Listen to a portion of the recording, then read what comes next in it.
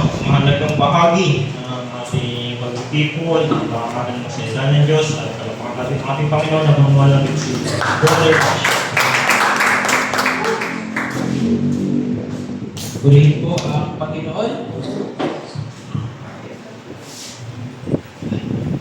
Walain po ng Panginoon ang ating pagbibigay. Buksan po natin ang ating mga Bibles.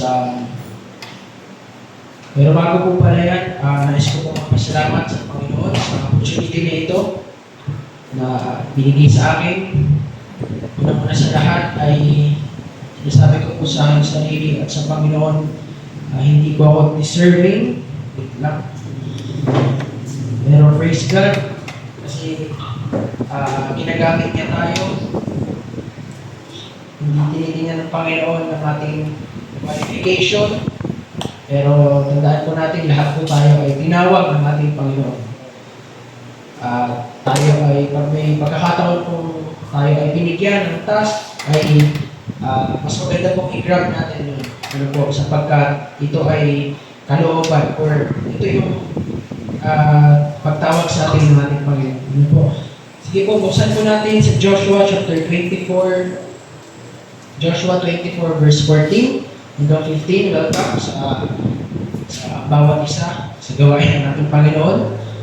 Excited na po ba kayo sa salita ng ating Panginoon? Amen. Praise God. Kung tayo po ay excited at sabik sa parte ng gawain ito, which is ang Word of God, makibukas po kayo sa akin sa Joshua chapter 24 verse 14 to 15. Since the beginning of time, the idea or concept of family already existed. Bakit kayo namamatay? Pipindot pala sa ilalim. So, nais ko pong pagbitin ulit na simula pa ng unang panahon, yung ideya o konsepto ng pamilya ay naroon na. Ano po? Ito ay nag-exist na. God is the author of family. Bakit ko po nasabi na sa Diyos nagsimula ang pamilya?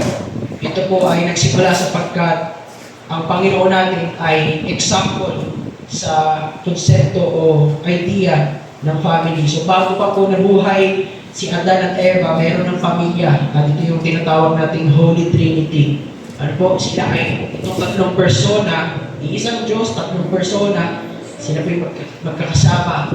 Ano po? For eternity. Ano po? Wala siyang katapusan ng ating Panginoon at wala itong simula.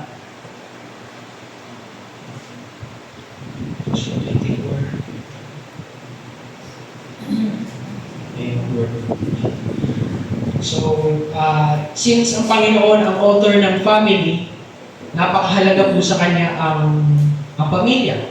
Ano po? Napakahalaga po, napaka-importante po sa Panginoon yung bawat pamilya.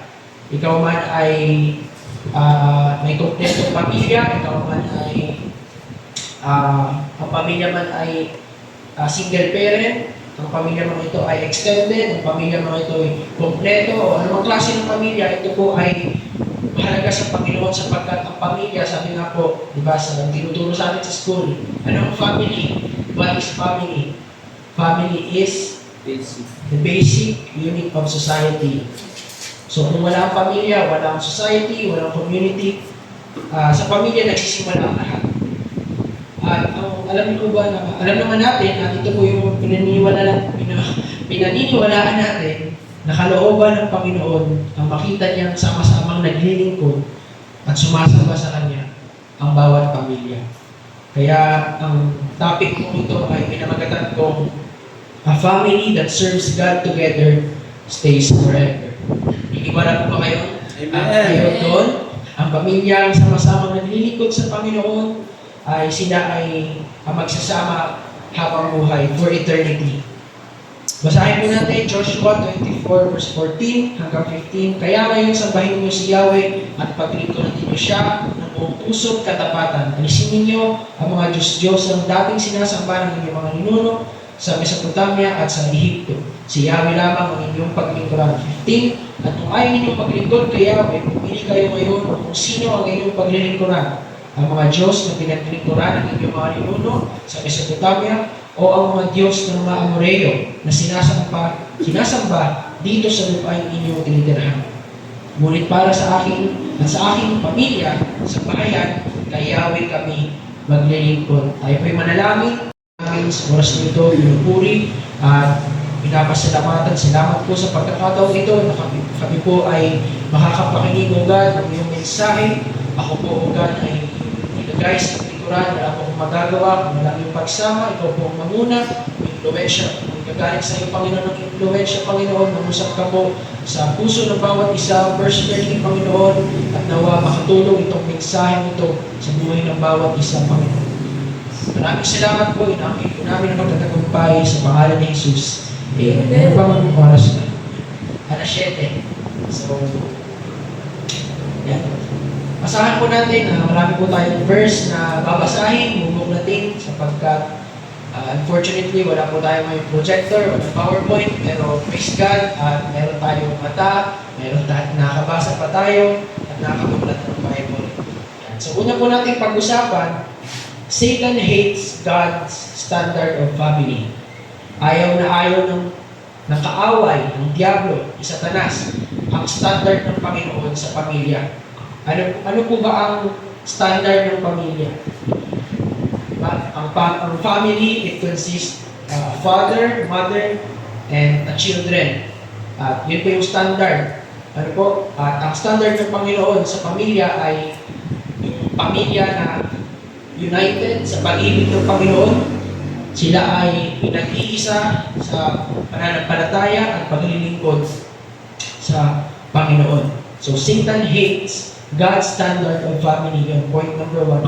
Pag-usapan po natin yung tatlong global issues ngayon na pagsubok na kinahaharap ng pamilya sa panahon na yon sa buong mundo. 3 global issues sa panahon natin ngayon. Una po ay divorce, yung pagkakaroon ng broken families. Pangalawa, yung same-sex marriage. Pangatlo ay abortion. So, una po natin pag-usapan yung divorce. So, alam po natin yung divorce, alam po sa mga may edad na, mga kabataan, ang divorce, ibig sabihin ito po yung paghihiwalay ng mag-asawa. Diba? Ito po yung napagkasunduan nila, na paghihiwalay. Nasa Bible din po yun, ano po yung ideya ng divorce. At sabi po sa Malakias 2:16, bukas po kayo sa akin, sa Malakias 2 verse 16, ayaw ng Panginoon ang divorce. So, buksan po natin Malakias 2 verse 16 para may knowledge tayo na nasa Bible pala yung salitang divorce. At ito ay ayaw ng Panginoon. Malakias 2:16, sabi po ni Yahweh, nasusuklap ako sa pagpapalayas at paghihiwalay ng mga mag-asawa, sabi ni Yahweh, ang Diyos ng Israel. Napupuot ako sa taong gumagawa ng kalupitan sa kanyang asawa, kaya nga maging tapat kayo sa inyong asawa. Yun po yung ayaw ng Panginoon, ano po, yung mawasak ang relasyon ng mag-asawa. Ano po? Walang galang na, ako ay walang pamilya, wala akong complete knowledge sa pagpapamilya, pero hindi ko alam kung bakit ito yung aking topic, pero hindi man po ako lalagpas sa limit, no? Hindi ko po pag-uusapan yung about sa parenting, gusto ko lang po i-share yung tungkol sa pamilya. So, una pong global issue, pagsubok ng pamilya sa panahon natin ngayon is divorce. At yun pala ay pagsubok na din sa mga pamilya noong unang panahon. At dahil po sa divorce, pwede na po mag-divorce sa maraming bansa, kaya madami pong pamilya ang kulang. Ano po, kulang sa miyembro. Pag ang isang pamilya ay walang ama, ibig sabihin wala po silang father figure. Ibig sabihin yung mga anak is wala silang magandang example na makikita. Hindi sila matututo kung paano maging isang ama. Nakakalungkot po. Ano po, maraming pamilya, walang mother, walang ina. Kaya walang mother figure. Hindi makikita ng mga anak paano maging ina, ano yung mga tinuturo ng ina sa kanyang mga anak. Diba po, nakakalungkot. Kaya madaming kabataan ang lumalaki na rebellious, walang mabuting values, kasi hindi po naturuan. Madami po ang nasasangkot sa mga krimen at sa mga illegal na gawain. Alam po natin yan sa mga balita, mga minor de edad ay sangkot na sa mga krimen, sa pagnanakaw, sila ay ginagamit sa mga pagpupusher, di ba? Yung pagbigay ng droga, ng mga pinagbabawal na gamot at iba pa. Yung iba tinuturuan pa nga na gumawa ng illegal na mga bagay. Yung iba naman po ay kompleto ang pamilya pero nakakaranas ang marami ng abuso, mga abuso. Pwede physical abuse, mental abuse, at nakakalungkot po ay sexual abuse. So yun po ang una, divorce. At ang yun po ang nais ng kaaway. Lalo na po sa buhay ng mga mananampalataya. Gusto niya na ayaw niyang pag-unite din ang mag-asawa. Pangalawa po ay yung same-sex marriage. Wala po akong malawak na knowledge dito, pero ang alam po natin about sa same-sex marriage is sila po yung nagkakaroon ng relasyon sa kapwa kasarian, sa kapwa lalaki at kapwa babae. Ang atake po ng kaaway, sabi ko nga po kanina, ayaw ng kaaway ang standard ng Panginoon sa pamilya. So, kung na-divorce, gusto niyo wasakin ang mga relasyon, marriage. Pangalawa naman is same-sex marriage. So, Satan opposes God's standard of family. That's why he deceives many people by confusing them by their identity and feelings. So, marami po yung maraming tao ang confused sa kanilang identity, sa kanilang nararamdaman. Kaya sila ay kung anong feeling nila, yun ang kanilang susundin. Pero yun ay isa palang deception or kasama yun sa panliling ng kaaway. Bakit ko po nasabi? Kasi babasahin po natin sa Romans 1 verse 26 to 27. Ito, makibuklat po kayo. Romans chapter 1 verse 26 to 27. Sabi po dito, dahil dito hinayaan sila ng Diyos sa mahalay na pagnanasa. Kung babasahin po natin ng simula ng verse 26, parang nakakalungkot naman, bakit hinayaan sila ng Diyos? Kayo na pong magbasa sa mga recent verses. Bago ang verse 26, basahin niyo po yung mga verses bago ng 26. Pero basahin po natin verse 26, papatuloy ko po. Ayaw ng makipagtalik ng babae sa lalaki ayon sa likas na kaparaanan at sa himay sa kapwa babae sila na ikipag-ugnay. Verse 27, ganoon din ang mga lalaki ayaw nila makipagtalik sa mga babae ayon sa likas na kaparaanan at sa kanilang kapwa lalaki sila na humali. Ginagawa nila ang mga kasuklat-suklat na bagay kaya sila ipaparusahan ng nararapat sa kanilang masasamang gawa. So nakita po natin yung seriousness doon, yung naseryoso ang Panginoon sa kasalanan. At yun nga po, maraming tao ang dinadaya ng kaaway kasi ayaw ng tao na ang babae, ayaw ng kaaway na ang babae ay magkaroon ng relasyon sa lalaki. Kasi ang Panginoon ay nagbabangon siya ng mga lalaki at babae para paglingkuran siya.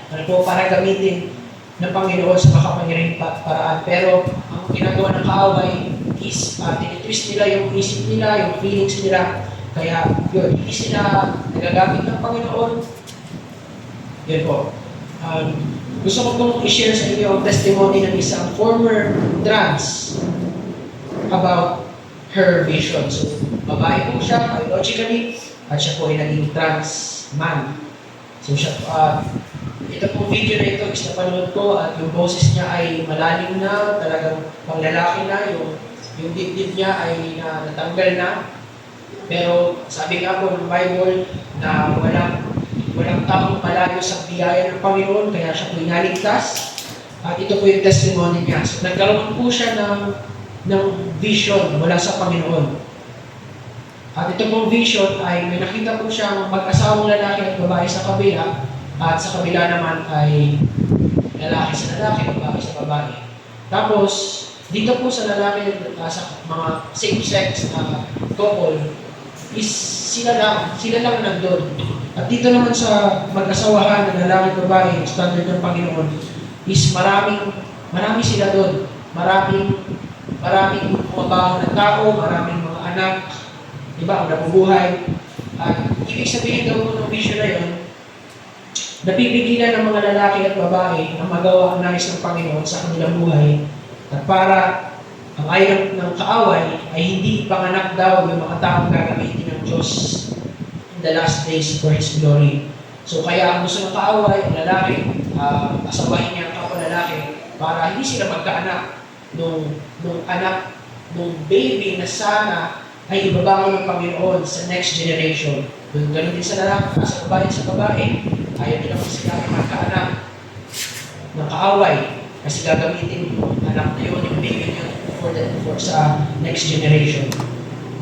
Yun po ang interpretation sa kanyang vision. Pangatlo po is abortion. So simula nung bigay ng Diyos sa pamilya, na niya yung pagpapamilya at yung pagkakaroon ng anak. Kaya kung mababasa po natin sa Old Testament, hindi ko na po nahanap yung tungkol sa sinasacrifice nila yung mga bata at ito ay in-offer sa Diyos-Diyosan na si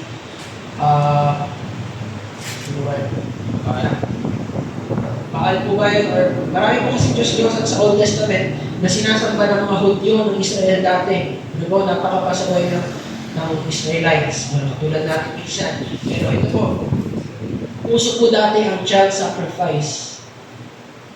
At ang ayaw ng kaaway is yung ipanganak yung mga taong gagamitin at ibabaon ni Jesus.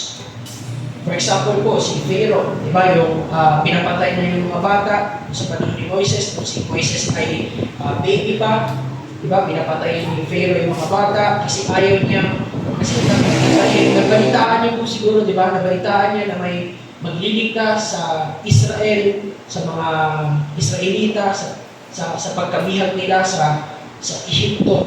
Kaya pinapatay niya yung mga bata para hindi lumaki at hindi tumanda yung magliligtas sa kanila, which is si Moises. Pero mabuti ang Panginoon, si Moises ay nakaligtas dahil sa kanyang pamilya. Ano po, dahil sa kanyang mga magulang na nagmamahal sa kanya, niligtas siya. Ang text naman po si Haring Herodes sa panahon ni Jesus, kung siya'y bata pa. So pinapatay ni Haring Herodes yung mga bata para si Jesus ay hindi lumaki, hindi tumanda at iligtas ang marami. Ano po, iligtas mula sa captive ng kasalanan, upang hindi siya mamatay sa krus, ganyan. Yan po yung plano ng kaaway. Yan po yung plano ng Diablo. So si Satan, siya po ay behind lahat ng agenda na ito. Itong same-sex marriage, itong abortion, divorce, siya po yung behind lahat ng agenda na ito. At in conclusion, sa tatlong issue yun, which is yung divorce, yung same-sex marriage, yung abortion, mabasa po natin yung conclusion yan sa John 10, verse 10. So, sabi ng English na yun, John 10, verse 10, Satan comes to steal, kill, and destroy. So, Satan comes to steal your identity, same-sex marriage, to kill infants, babies, abortion, and destroy families, destroy marriages, divorce. Nandun po tayo, pinag-usapan natin na ayaw ng kaaway at meron siyang mga plano, meron siyang ginagawa para wasakin ang pamilya, ang asawa, at ang mga anak. Next po natin pag-usapan, point number 2, is fight for your family. Paglaban mo ang iyong pamilya. Basahin po natin sa Nehemiah chapter 4, verse 14. Nehemiah 4, verse 14. Nehemiah chapter 4, verse 14. Yun po is Old Testament. At binisita ko ang mga tao at sinabi ko sa mga pinuno at hukom at sa lahat ng naroon, huwag kayong matakot sa mga kaaway, alalahanin natin dakila at kamangha-mangha si Yahweh. Ipagtanggol ninyo ang inyong mga kababayan, ang inyong mga anak, inyong mga asawa at mga tahanan. Gusto ko pong bigyan ng din yun. Ipagtanggol ninyo ang inyong mga kababayan, ang inyong mga anak, inyong mga asawa at mga tahanan. At yung sentence before nun, sabi po doon, huwag kayong matakot sa mga kaaway. Yan po yung pinag-usapan natin sa point number 1, ay inaatake ni Satan yung pamilya. Gusto niya sirain yung standard ng Panginoon sa pamilya, pero sabi ng Bible, huwag tayong matakot sa kaaway, alalahanin natin ang dakila at kamangha-mangha si Yahweh. Next sentence, ipagtanggol ninyo ang inyong mga kababayan, ang inyong mga anak, yung mga asawa at mga tahanan. So yun po yung ating responsibility. Hindi lang po ako nangungusap sa ama ng tahanan, hindi lang sa ina, hindi sa mga anak. Kasi hindi naman lingid sa ating kaalaman na sa ating church dito sa Rosario ay may mga kabataan na naglilingkod sa Panginoon pero hindi nila kompleto kasama yung kanilang pamilya. Ano po? Diba? So ikaw ay kabataan, naglilingkod ka sa Panginoon, ikaw ay disciple, pero hindi pa ligtas, wala pang tamang relasyon ang iyong pamilya sa Panginoon. Kaya, fight for your family. No? Sabi ko dito, don't give up on your family. Kung minsan, hindi natin nakikita yung pagbabago sa ating pamilya, o minsan, yung patience natin nauubos, di ba? Minsan napapagod tayo, ay may nadi-discourage. Ano man, sino man yung pinagpe-pray, sino man yung naisip ngayon na gusto mo baligtas, gusto mo makasama sa paglilingkod, don't give up on them, ating mga pamilya. So, una po natin kapag malaman, fight for them through prayer. Yun po talaga yung una natin magagawa. Hindi natin kayang iligtas sila instantly or hindi natin sila kayang mabago instantly. Pero sa pamamagitan ng panalangin, sa pamamagitan ng pag-iyak mo sa iyong pamilya, nais mo silang maligtas, nais mo silang makasama sa paglilingkod, sa pagdalo sa gawain, diba? Gusto mo silang magbago. You need to fight for them through prayer. So, ang Panginoong Jesus, siya po ay nagturo sa atin na manalangin tayo ng walang patid. Ano po? Sabi ko sa Lucas 18 verse 1, tinuro ni Jesus na tayo ay huwag mapagod at huwag magsawang manalangin. Doon po sa Lucas chapter 18, babasahin po natin, doon po yung isang kwento, or parable, kwento, tungkol sa isang biyuda, lagi siyang lumalapit, lagi siyang nagbibigay ng hinaing, ng reklamo doon sa hindi matuwid na hukom. At nainis na, nagsawa na yung, diba, yung hindi matuwid na hukom, diba, binigay na niya yung gusto ng biyuda. So, paano pa kaya ang ating Panginoon na matuwid? Ano po? Paano pa kaya ang ating Panginoon na nais niya na maligtas din yung iyong pamilya? So, huwag po tayo papagod na sila iniiyak sa Panginoon, panalangin sa Panginoon. Next naman po is 1 Thessalonians 5:17. Natin yan, panalangin kayo ng walang patid. So, yun po, kahit si Apostol Pablo, tinuturuan tayo na hindi mo pa nakikita ang resulta, hindi mo pa nakikita yung outcome. Sabi po sa unang Thessalonica, chapter 5, verse 17, manalangin kayo ng walang patid. So, patuloy lang po. So, Philippians 4, verse 6. Basahin po natin, Philippians chapter 4, verse 6. Sabi po doon, huwag kayong mabalisa tungkol sa anumang bagay, sa halip, hingin ninyo sa Diyos lahat ng inyong kailangan sa pamamagitan ng panalangin, may pasasalamat. So mga kapatid, tayo ay minsan nababalisa, tayo ay di-discourage kasi hindi natin nakikita yung pamilya natin, kasama natin sa church, or hindi natin sila kasama sa paglilingkod, or alam natin na sila ay wala pang tunay na pagkakilala sa Panginoon. Sabi dito, oo, ikaw ay nababalisa, pero imbis na ikaw ay sayangin yung oras at lakas mo sa pagkakabalisa, ay sabi dito sa halip, hingin ninyo sa Diyos ang lahat ng iyong kailangan. So mga kapatid, yung pag-iyak mo sa Diyos, nakita ng Panginoon yan. Yung kabalisahan mo, yung pagkatakot mo na baka hindi sila maligtas, di ba? Yung mga ganun tayo naiisip, paano kaya ang pamilya ko, paano sila mababago. Yung gawin natin, hingin ninyo sa Diyos ang lahat ng iyong kailangan sa pamamagitan ng panalangin may pasasalamat. Ibig sabihin, may panalangin mo sila na may kasama pananampalataya. At ang Panginoon ay tapat. Ano po? So fight for them through prayer. So iiyak mo sila sa Panginoon. So, pangalawa po, be a light to them. Maging ilaw ka sa kanila. In other words, maging pagpapala ka sa kanila. So para sa mga anak na tulad ko, tayo ay maging masunurin sa kanila, sa ating mga magulang, lalo na kung ang ating mga magulang ay hindi pa nakakilala sa Panginoon or hindi sila naglilingkod sa Diyos. So ikaw ay maging masunurin lang. Pag may sinasabi, may inuutos, tayo ay maging patient. Pag tayo ay dinadabuhan ng ating mga magulang, pag ikaw ay sinasaway, pag ikaw ay pinapagalitan, dinidisiplinan ng iyong magulang, ikaw ay maging patient, ikaw ay maging magkaroon ka ng understanding sa iyong mga magulang. Sapagkat para sa iyo naman yan, yung mga sinasabi ng mga magulang. Pero may mga instances na ang mga magulang ay grabe na, diba? Sobra na makapagsalita sa kanilang mga anak na hindi maabot sa point na hindi sila nakakatulong. Nadi-discourage pa yung mga anak. At next naman po ay be gracious, mga anak, maging mabait kayo sa iyong mga magulang. Kasi pag nakita ng mga magulang mo, patuloy nilang nakita sa iyo, na ikaw ay nagiging pagpapala, ikaw ay nagiging light sa kanila, is mahihipon yung puso nila. Ano po? Colossians chapter 3 verse 20. Chapter 3 verse 20. Mga anak, sundin ninyong lagi ang inyong mga magulang sapagkat iyan ang nakalulugod sa Panginoon. At sabi po sa Efeso chapter 6 verse 2 hanggang 3.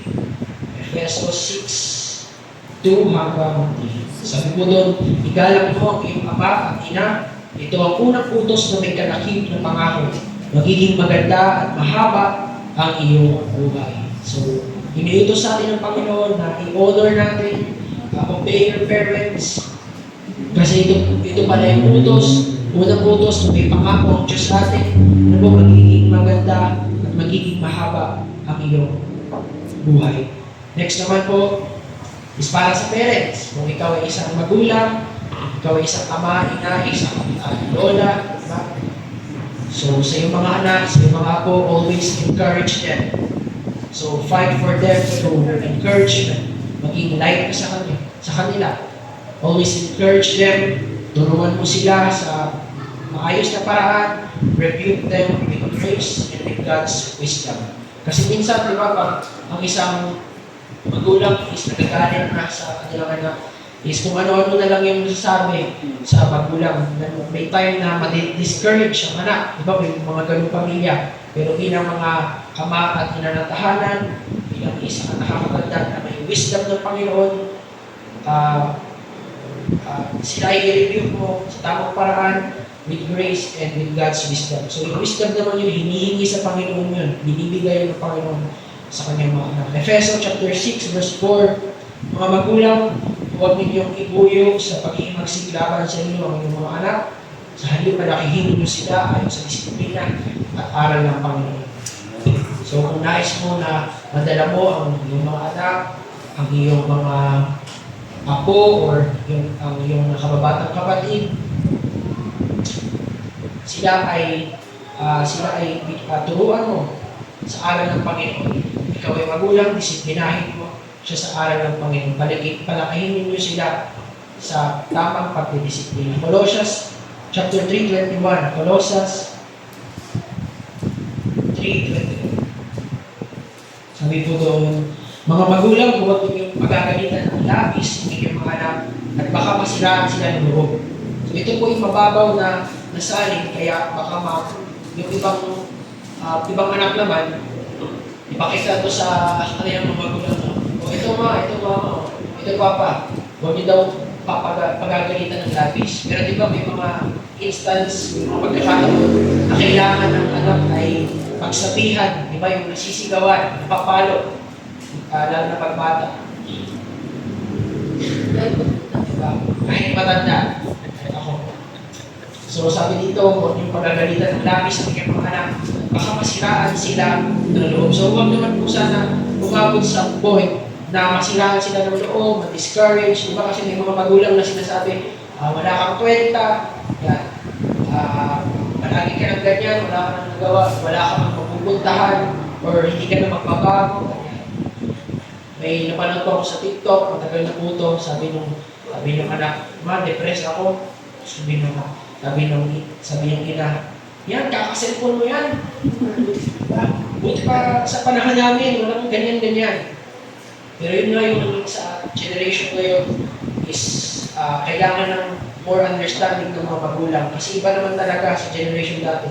At ang cellphone, isa po talaga yan sa factor. Nagiging emotional ang kabataan ngayon. Kaya mga kabataan, yung natin ang ating sarili sa sa mga napapanood, nakikita, social media, sa kung paano natin gamitin yung cellphone. Kasi isa yan sa factor na nagiging mahina tayo emotionally, mentally, at syempre apektado din yung spiritual. Pero ang mga magulang, may mga anak, mga bata, mga apo, so sila ay pagalitan nyo sila, wala akong masama, pero yung labis na pagkagalit sa kanila, yung sisigawan mo sila, yung sasaktan sila, yung masisira ng kanilang loob, ay sabi ko dito, hindi natin sa Panginoon yung wisdom kung paano gawin yun. So, lagi natin i-invite sila sa church kasi hindi naman wala namang mawawala sa iyo pag i-invite mo sila sa church. Yung may kaibigan, yung may anak, yung may kapatid, kasama sa pamilya. So, kung sa iba nga, pag mag-i-invite ka, for example, sa mga outing, di ba, pag i-invite mo sila, sasabihin mo, uy, maganda doon, may swimming pool doon, may dagat doon, at tamang-tamang summer ngayon. Di ba, sinasabi mo yung kung ano meron doon. Ganun din po si pag-invite natin sa church. Huwag lang, uy, punta ka sa church. Tapos pag sinabi yung ayaw, okay lang, sige, next time na lang. Pero, what if, dagdagan mo yun, yung invitation na yun. Uy, punta ka sa church. Dito magpapalain ka ng Diyos. Dito palalakasin ka ng Panginoon. Dito may salita ng Panginoon na magpapalakas. Dito, ang pastor is, mabait yung pastor namin. Ayan. Di ba yung parang lalagyan mo ng, sabi nga ni Pastor Leo, dagdagan mo ng flavor.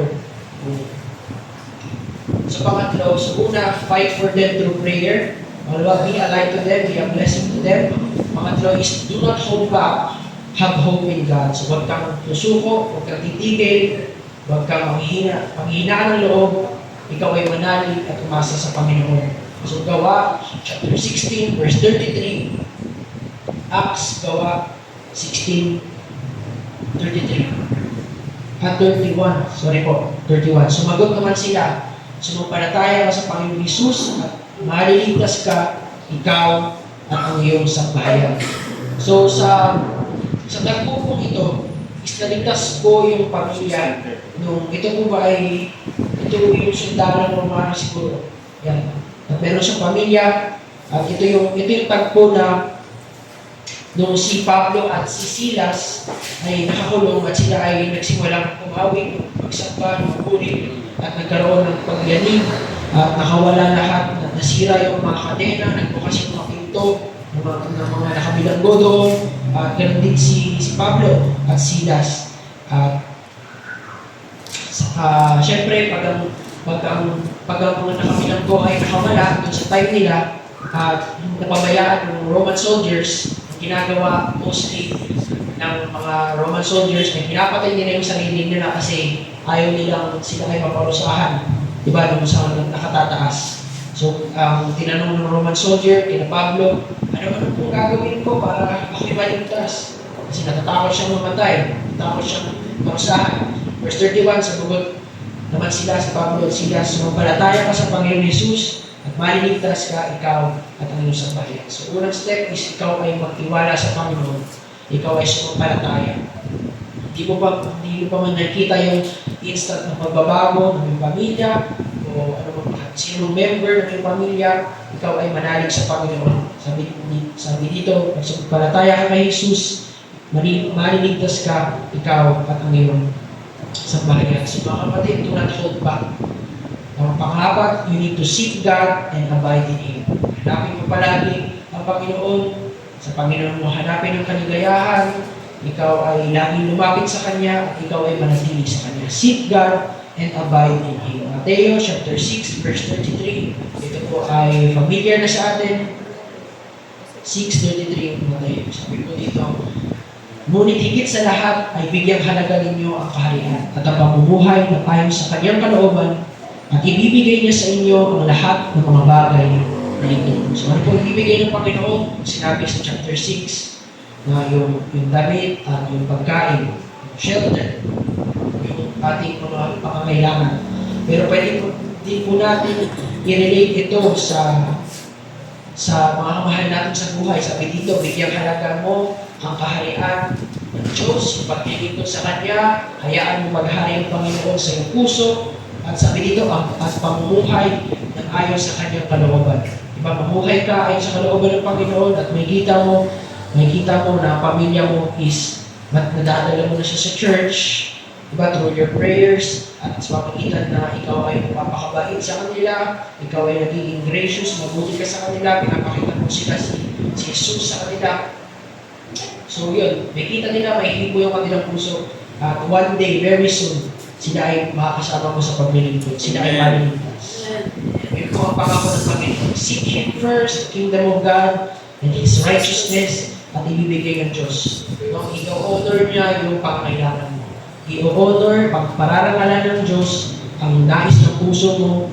Sabi po sa John 15 verse 7, manatili ka sa Panginoon. No? Manatili ka sa ating Panginoon Jesus. Basahin niyo po yan, John 15:7. So manatili tayo, mga kapatid, sa kalooban ng Diyos.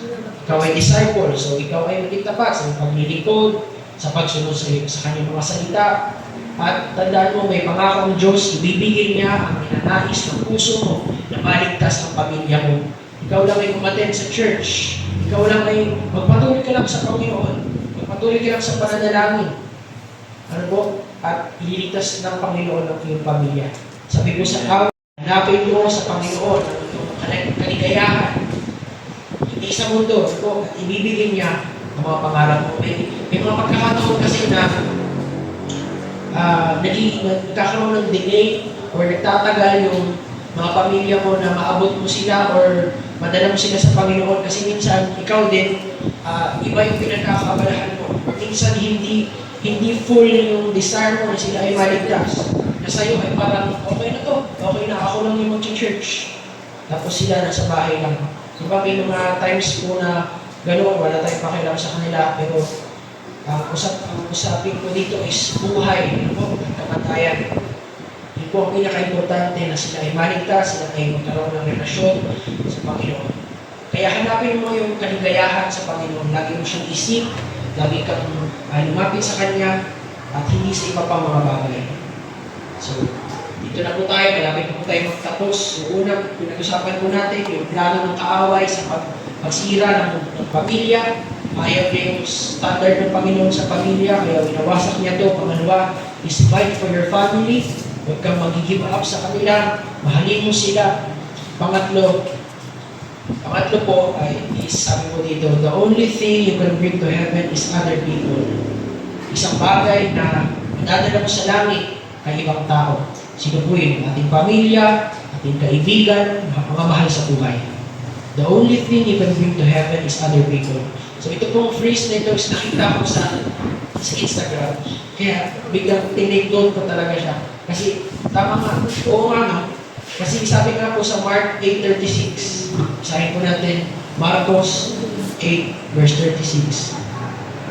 Sabi po doon, sapagkat ano ba ang mapapala ng isang tao, makamtan man niya ang buong daigdig, ngunit mapapahamak naman ang kanyang sarili. So, hindi po natin madadala yung ating kayamanan, yung mga achievements, yung mga material na bagay na meron tayo, hindi po natin ito madadala sa heaven, sa buhay na walang hanggan, sa langit. Yung madadala po natin is yung ating pamilya, ating mga mahal sa buhay. So, ano ba ang mapapala natin?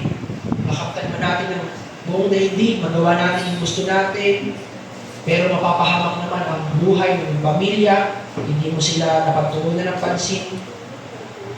So isa po sa pinakamasayang bagay na abutin or i-accomplish ng isang tao bilang lalo na pag Kristiyano ka, is yung madala mo ang iyong mahal sa buhay, mapunta sa kalooban ng Panginoon. Naniniwala po ba kayo doon? Na isa yun sa pinaka-answered prayer natin, kapag isang nakakatuwa at masaya na accomplishment, mas pinakamasayang bagay. Ito yung pinakapangarap natin is yung maging united ang bawat pamilya mo sa paglilingkod sa Panginoon. So imagine natin, imagine arriving at the gates of heaven and you see your loved ones and family being there as well. Diba? Enjoying for eternity because of the effort and sacrifices you have made on earth. So dito sa mundo, diba, mahirap na magkaroon ng pasensya sa iyong pamilya. Minsan hindi maganda yung relasyon nyo. sa iyong pamilya, pero di ba, ayos lang ikaw ay hindi maging comfortable. Ayos lang na gumawa ka ng sacrifices, mag-effort ka para makilala nila si Jesus. Makita nila si Jesus sa buhay mo. Kasi sulit naman yung ating mga sacrifices, yung ating mga effort, o yung ating mga paghihirap para sa kanila. So imagine mo, kasama mo ang pamilya mo sa langit at hindi mo sila nakikita doon sa kaparusahan o walang hanggan. Di ba po? Isa po yun sa nakakalungkot. So, kaya kung wala ka pang nakikita outcome sa iyong pamilya, mga mahal sa buhay, huwag kang susuko. Tapat ang Diyos sa kanyang mga anak. Hindi magiging walang kabuluhan ang mga panalangin at pagluha mo para sa pamilya mo. Gawin mo lang ang tama at kung ano ang mabuti. Galatians chapter 6 verse 9, aani ka kung hindi ka susunod. No? Hindi ka kung ikaw ay magpapatuloy sa paggawa ng mabuti, gawin mo lang yung kalooban ni Lord, magpakabait ka lang sa iyong mga magulang, diba? Ikaw ay maging pagpapala sa iyong mga anak, sa iyong mga apo, ikaw ay aani, hindi ka susunod. Tandaan niyo po mga kapatid, pararangalan ng Diyos ang desire ng puso. Desire ng puso mo na maligtas sila, which is kalooban din naman ng Diyos, i-order niya yung panalangin mo. I-order niya, nakikita mo yung effort mo, yung gagawin mong effort, simula ngayon, i-order niya ng Panginoon, sasagutin niya ang panalangin mo. Maghintay ka lang. Ito ay hindi instant, ito ay proseso, ito ay hindi agad-agad. Pero para sa iyong pamilya, para sa iyong mahal sa buhay, gagawin mo yung kahit challenging, kahit mahirap. At ito naman ay para maparangalan din ng Panginoon. Sabi po, honor your father and your mother in the Lord. Sabihin ito ay na-honor mo din ng ating Lord. So kung ikaw ay may anak, meron kang mahal sa buhay, apo, magulang na hindi pa nakakilala sa Panginoon, at nakikita ng Diyos ang desire ng puso mo na sila ay maligtas, na sila ay akayin sa kalooban, sa kaligtasan ng Panginoon. Sasagutin niya ang panalangin mo. Maghintay ka lang, ikaw ay magpatuloy ka lang sa paglilingkod sa Panginoon. Alapakan po natin, ulitin natin, pasalamatan ng Amen. Hallelujah. Ikaw ay meditate mo sa iyong isipan, napakinggan mo, o yung mga tinuro sa iyo, napakinggan mo ngayon na napakahalaga. Isipin mo, imagine mo, pamilya mo, na kasama mo sa church, sa gawain, at isipin mo din, imagine mo din na sila ay kasama mo sa langit, sa buhay na walang hanggan. Diba? Tapos nagpapasalamat sila sa iyo na sila ay kinakay mo. Sabihin sa iyo, salamat ha, hindi ka nag-give up para sa akin. Salamat anak, hindi ka nag-give up sa akin sa pananalangin. Salamat lola, salamat mama, salamat papa na share mo yung salita ng Diyos sa akin. Tinatawagan ko po ang manunugtog, dahil po ito ngayong lahat, tumawin po tayo na kay buti-buti mo. Po, patuloy natin gabihin ang presensya ng Panginoon. Patuloy po tayo gabihin ang kanyang presensya and expect an answered prayer. Nalangin mo sa Panginoon, itaas mo sa iyo ngayon.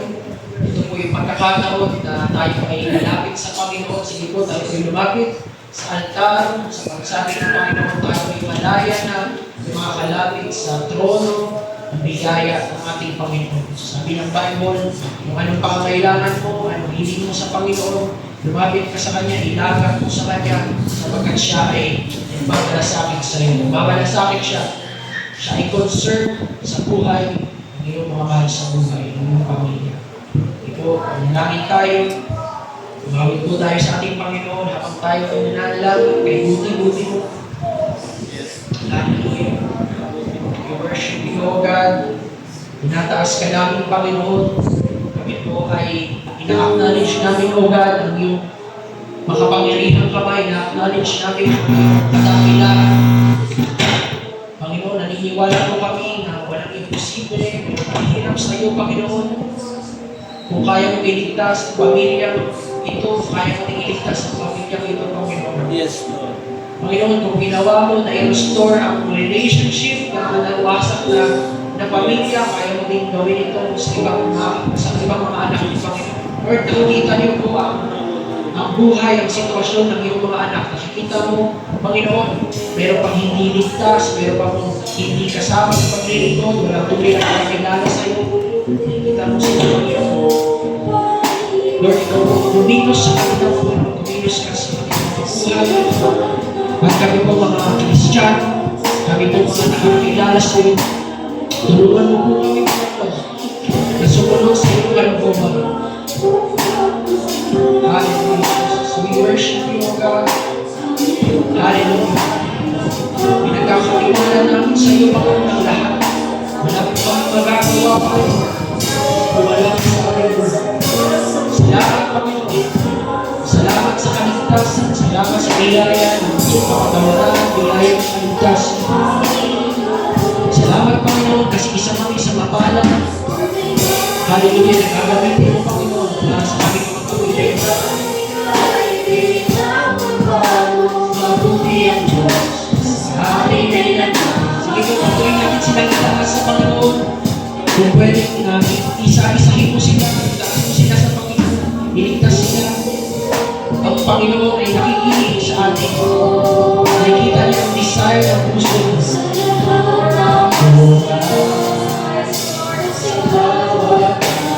Panginoon, tinataas namin ang aming mga kapatid na wala natin.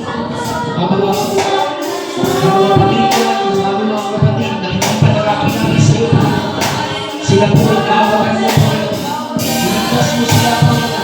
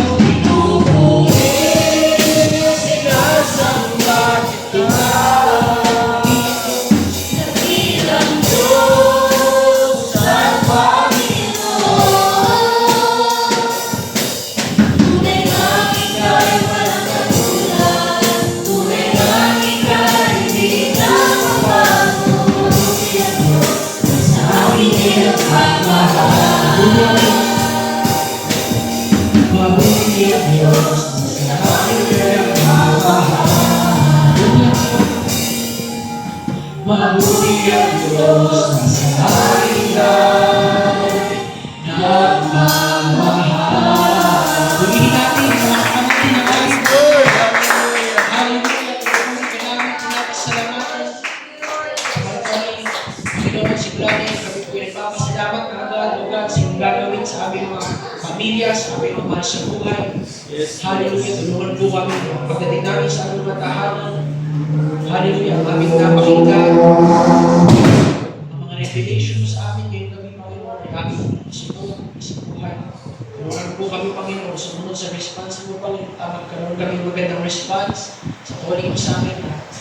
Iakay sila, Panginoon, at sila'y dalhin patungo sa iyong kalooban. Patungo, Panginoon, sa kaligtasan. Maraming salamat.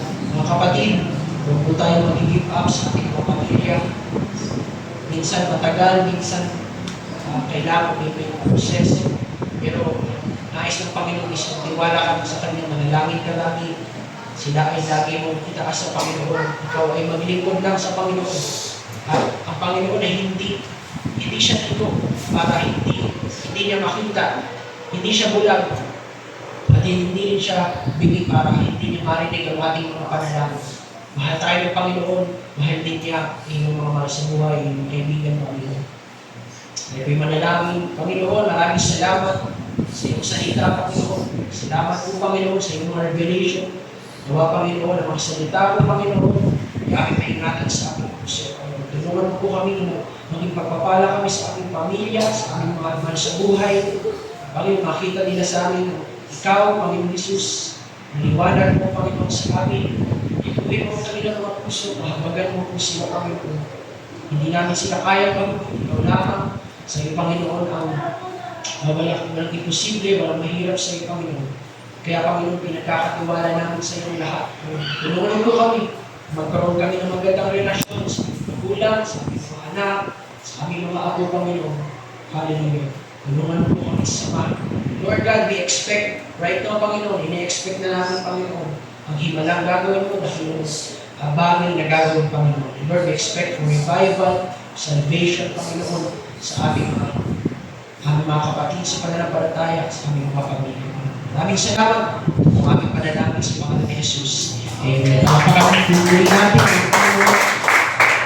At sa ating closing prayer, ang po ng Diyos sa langit kayo po ang kumilos sa bawat isa na nandito po. Sana po'y gabayin niyo po sila sa pang-araw-araw. Sana po'y makadalo po sila sa inyong gawain sa susunod. Sana po'y maging tagumpay at ingatan niyo po sila sa pag-wait po sa Panginoon Jesus. Amen.